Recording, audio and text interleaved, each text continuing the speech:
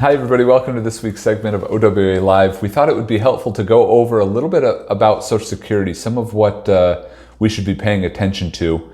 We were talking in the office, there are specific groups of people that we think we've got to talk about Social Security. So specifically, if you are a widow or widower, we've got to talk about your Social Security strategy. If you're divorced and have been married to that individual for 10 years or longer, we need to talk about your Social Security. If you work as a teacher or as a railroad employee or as a federal employee, all of these individuals have special benefits or potential pitfalls when it comes to their Social Security.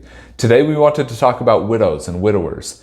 This is an often overlooked benefit. I can't tell you how many times I've sat down with individual clients where we've said, hey, you're eligible for this money, and they did not even realize they could get it. If you are a widow or a widower, meaning you were married to an individual and they passed away while you were married, you had to have been married for at least 9 months in order to qualify for that benefit. If that individual passed away before the 9 months hit, but it was expected that they would live 9 months when you first initially got married, you may still be eligible. You have to know some of the questions to ask. You can start filing for those widow benefits as early as age 60. So it's 2 years earlier than a lot of people think that they could even be filing for Social Security. We need to make sure that we're having a discussion as to how that plays into your overall picture. The earnings test still applies. You're penalized on your Social Security benefit if you continue to work before your full retirement age. We have to bring that into account. But ultimately, if there's money that's sitting on the table, we need to find a way for you to get it.